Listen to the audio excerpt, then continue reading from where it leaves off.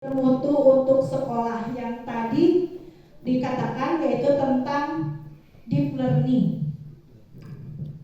Nah, ini bukunya. Buku terkait dengan deep learning itu ada deep learning dari Michael Pollan, ini yang sering kita baca. Kemudian ada deep learning dari Oren Corfield. Nah, ini dua dari pembiasaan deep learning itu. Nanti dicari ya di internet ini apa sih. Nah, lanjut. Nah, ini literatur tentang meaningfulness dan joy learning. Apa sih itu teh? Nanti lebih mendalam ada di buku-buku ini. Ini terkait dengan pembelajaran. Lanjut Pak. Nah, pembelajaran yang harus menyenangkan, pembelajaran yang lebih mendalam di dalam kelas, dan juga disatukan dengan apa yang ada di lingkungan. Ya. Ini guru yang dirindukan oleh siswa, memerdekakan. Yang seperti apa yang memerdekakan ya? Bapak sudah memerdekakan muridnya?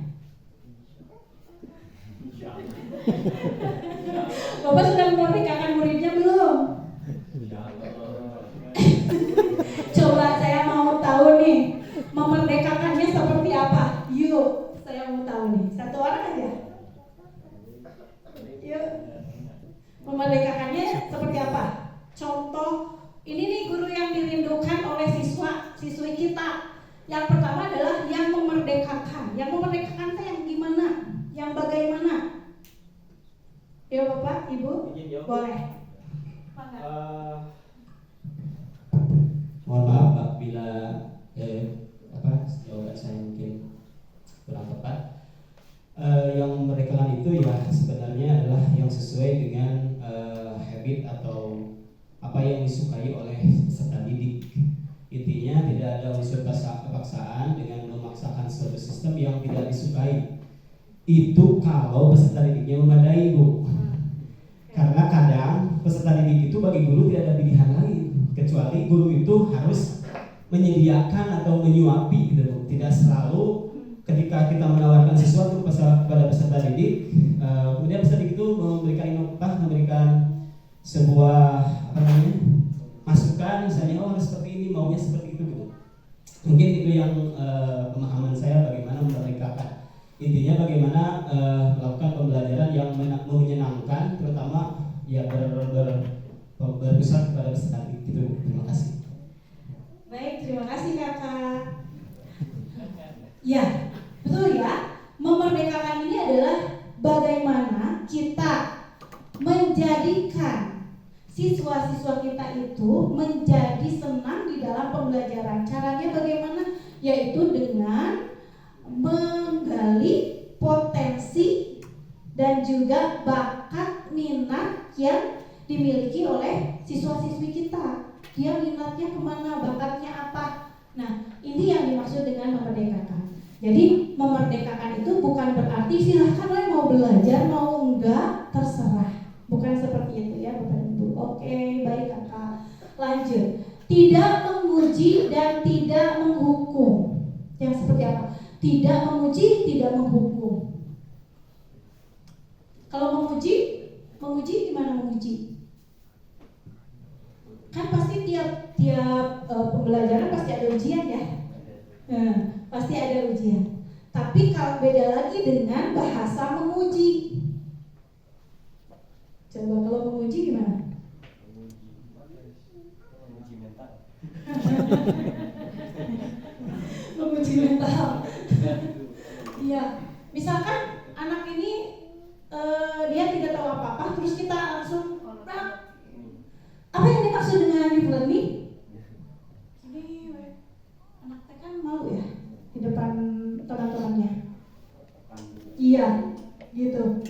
Jadi jangan sampai kita menjadikan anak kita atau siswa kita drop. Ya, tapi juga tidak menghukumnya. Misalkan karena kamu tidak bisa menjawab, silakan kamu misalkan push up atau apa gitu. Tidak. ya, silakan. Jangan dilakukan. Kemudian tidak memperlombakannya. Tidak memperlombakannya. Bedakan dengan memperlombakan prestasi, Bapak dan Ibu. Kalau memperlombakan prestasi itu harus. Karena walaupun kita sekolahnya di negeri awan, prestasinya harus tetap di awan. Betul. Karena kita di atas awan, jadi harus lebih prestasinya ya. Oke. Jadi tidak memperlombakan itu maksudnya adalah Bapak dan Ibu tidak menjadikan siswanya menjadi antara satu yang lainnya berdebat gitu. Kemudian berorientasi pada kemajuan dan perubahan positif, berjuang sejati bagi anak-anaknya. Nah, ini termasuk Bapak dan Ibu nih. Bapak dan Ibu ini adalah orang-orang keren menurut saya. Orang-orang hebat menurut saya. Karena apa? Perjalanan menuju ke sekolah negeri awan ini adalah luar biasa. Jadi ada guru di sini hebat. Guru-gurunya hebat. Ini pasti membutuhkan pengorbanan kan Bapak dan Ibu? Membutuhkan perjuangan. Ini perjuangan sejati yang Bapak dan Ibu lakukan. Ya, ada Pak Dery yang harus pulang 1 minggu sekali. Kan itu perjuangan, harus berjauhan dengan keluarga. Ada ibu yang meninggalkan bayinya. Ya, ini perjuangan. Demi siapa? Demi mendidik anak-anak hebat kita. Ya. Baik, selanjutnya pembelajar sepanjang hayat. Bapak dan Ibu, jangan puas dengan ilmu yang sudah kita dapatkan ya. Sehebat apapun kita, sebagaimanapun kita, tetap kita adalah seorang pembelajar. Jadi kalau mau belajar, kalau misalkan kita bisa, jadikan kita gelas kosong dulu. Mulai dari awal, mengetahui apapun, ya. Jadi silakan belajar sepanjang hayat. Ya, kemarin ada yang udah lulus PPG, itu kan belajar ya. Jadi tidak puas dengan apa yang sudah dimiliki, tetapi tetap belajar. Ya, walaupun kita sudah menjadi pengajar, tapi jangan lupa belajar. Oke. Selanjutnya ada berorientasi pada proses dalam layanannya. Jadi harus berproses, tidak tergesa-gesa, pelan-pelan agar siswa menikmati prosesnya. Jadi sebenarnya yang siswa sukai adalah prosesnya. Proses bagaimana perlakuan dalam proses belajar mengajar. Selanjutnya menumbuh dan memoles bakat anak-anak. Ini yang harus kita lakukan. Jadi Bapak dan Ibu, kan kita biasanya mengetahui ya, kelas A, misalkan kelas 10-1 misalkan. Nih anak yang berbakat siapa? Bapak dan Ibu pasti tahu ini kegemarannya apa. Kalau di sini lebih ke apa Pak? Prestasinya? Lebih ke mana? Cenderung ke mana? Ke praktek. Oke. Praktek apa Pak? Ya, misal olahraga. Olahraga ya. Kalau pengetahuan itu kayaknya anak itu kurang minat. Oh, lebih ke praktek ya Pak? Ya. Oke. Kembangkan bakat mereka. Jadikan mereka hebat dengan praktek-praktek yang mereka suka. Silakan, Bapak dan Ibu. Ya. Baik, kita refleksi ya Bapak dan Ibu terkait dengan apa yang hari ini kita diskusikan.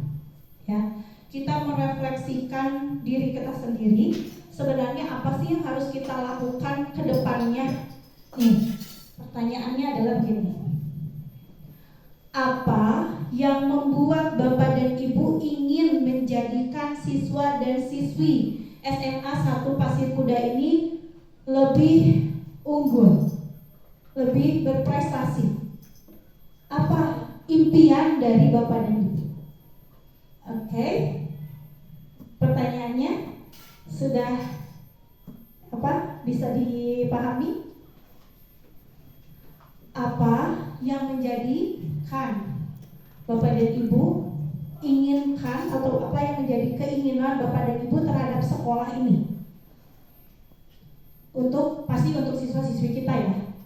Apa yang akan Bapak dan Ibu lakukan? Baik, siap. Ada berapa orang ya untuk berefleksi? 4 orang deh. 4 orang kita merefleksi apa keinginan Bapak dan Ibu untuk sekolah dan apa yang ingin Bapak dan Ibu lakukan untuk sekolah ini supaya lebih maju dan berkembang untuk siswa-siswinya. Yuk. Mau siapa dulu? Ayo, mau siapa dulu? Guru kimia deh yang nantinya akan memplakir.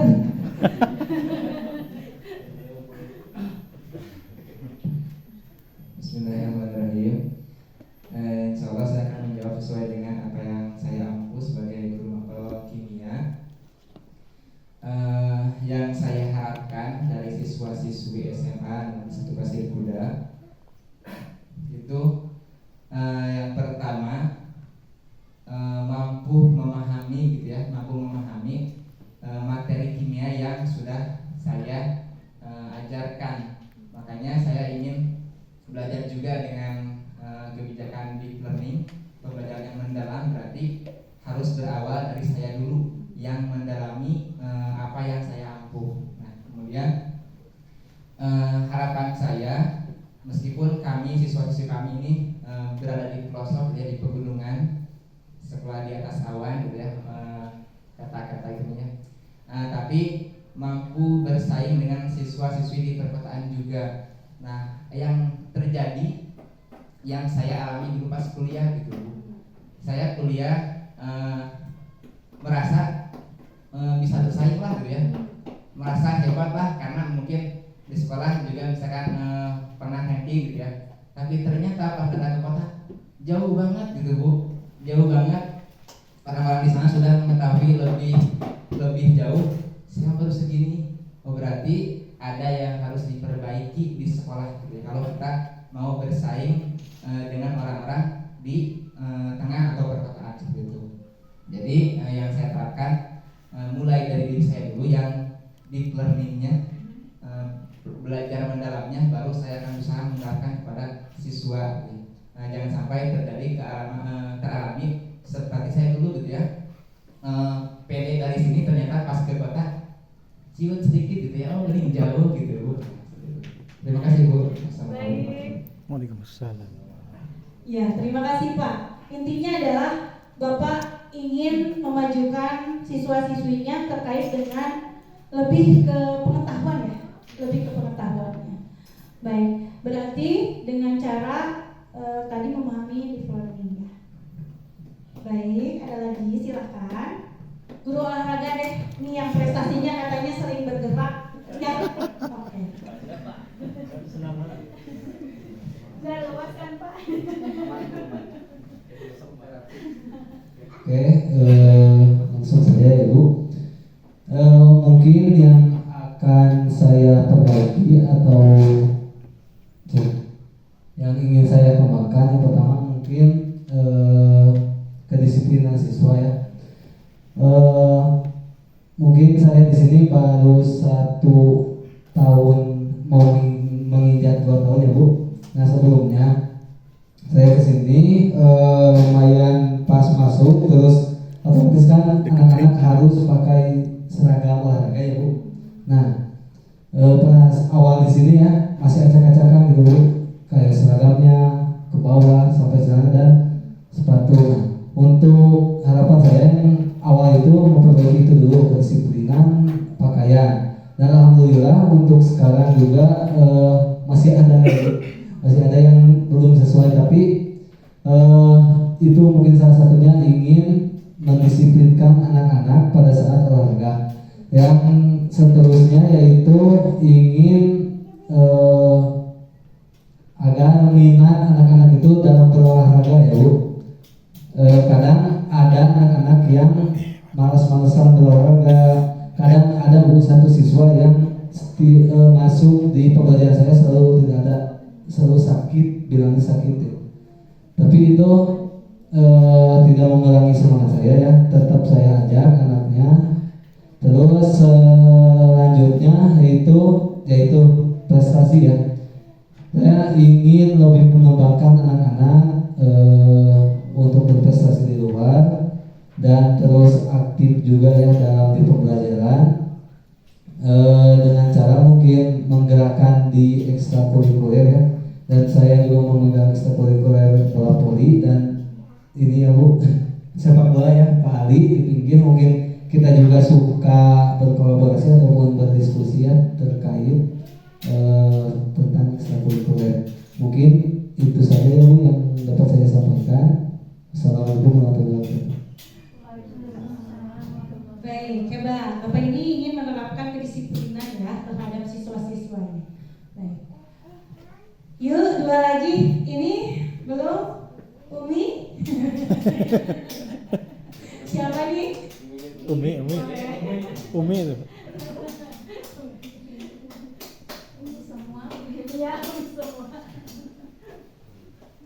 Ya, assalamualaikum warahmatullahi wabarakatuh.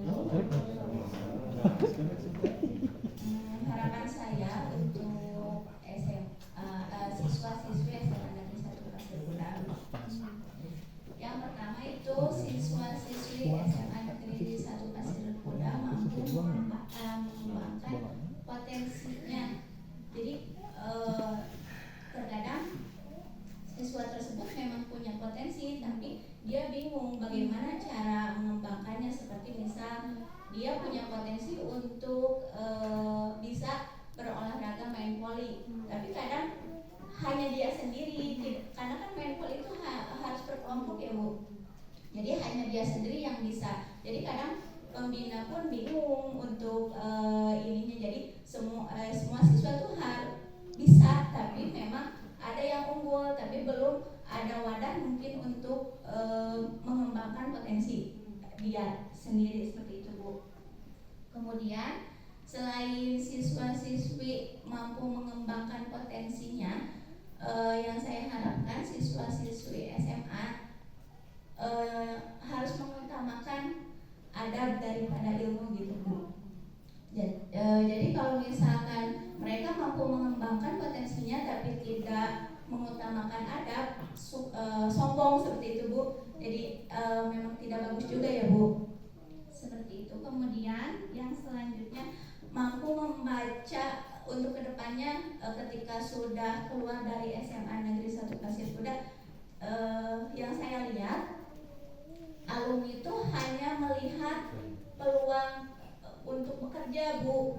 Jadi hanya untuk bekerja ataupun ininya orientasinya ke kuliah kadang.